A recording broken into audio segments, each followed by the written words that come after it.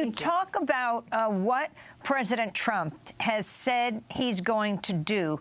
Keep a list of, quote, immigrant crimes.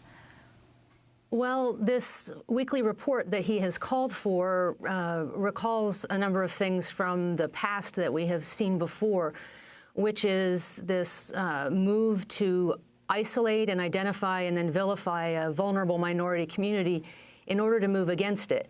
I just went back last night and reread his speech from when he declared his candidacy, and the Mexican rapist comment was in from the beginning. And so this has been a theme throughout. And we see back in Nazi Germany, there was a Nazi paper called Der Stürmer, and they had a department called Letterbox. And readers were invited to send in stories of supposed Jewish crimes. And Der Stürmer would publish them, and they would include some pretty horrific graphic illustrations of these crimes as well. And there was even a sort of a light version of it, if you will, racism light, in which the Neues Volk, which was more like a Look or a Life magazine, which normally highlighted beautiful Aryan families and their beautiful homes, would run a feature like The Criminal Jew, and they would show photos of Jewish-looking, as they called it, people who represented different kinds of crimes that one ought to watch out for from Jews. So this preoccupation with focusing in on one subset of the population's crimes and then depicting that as somehow depraved and abnormal from the main population is something we've seen quite a bit in the past. Even in the U.S., before Japanese-American internment, you had newspapers like the San Francisco Chronicle running about the unassimilability of the Japanese immigrants and also the crime tendencies and depravities they had, which were distinguished from the main American population. And, of course, this flies in the face of all studies that have shown that the crime rate among immigrant populations in the United States is actually lower than it is among ordinary American citizens. But yet this is attempting to take isolated incidents or particular crimes and sort of raise them to the level of a general trend, isn't it?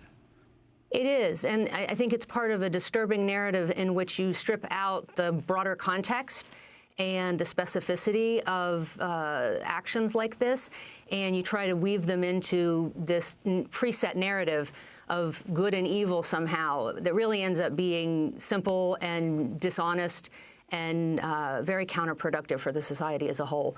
But yes, in general, these groups would want to keep a lower profile. They would want to stay off law enforcement's radar. And so this is one of the reasons that's been suspected that that's actually a lower crime rate. But if you get a few dramatic images, and don't forget now, this won't be coming out. You know, Breitbart has had this black crimes tag that they've used to try to do a similar thing in the past, and now we have Bannon in the White House. And it's sort of a scaling up and doing this with a different minority group. And you'll have these, what will no doubt be very dramatic narratives that will come forward that will eclipse the larger picture, and they're going to have the imprimatur of a government report, which I think is another disturbing aspect. I wanted to ask you, Andrea Pitzer, about the White House considering a plan to make visitors reveal cell phone, Internet data. Describe the role mass surveillance plays in authoritarian societies.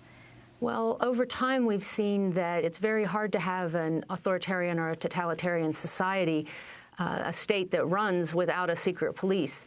And you can't, what you need the secret police for is to gather information secretly. The surveillance techniques and abilities that we have today are really unparalleled in history. And while we can't yet be sure what the Trump administration's motives are, what they have at their disposal is far greater than what was had in Soviet Russia, in Nazi Germany. I'm thinking in particular of Himmler complaining that he had trouble keeping track of all the people he needed to because he needed so many agents. But when you have the kind of technology that we do, you don't need as many people if you have the right tools to use. And so the ability to gather that kind of information and then potentially use it domestically or on foreigners who happen to be here, I think is something that's worth paying attention to be concerned about. That's Andrea Pitzer, journalist and author who writes about lost and forgotten history. Her upcoming book, One Long Night, A Global History of Concentration Camps. This is Democracy Now!, democracynow.org, The War and Peace Report. Stay with us.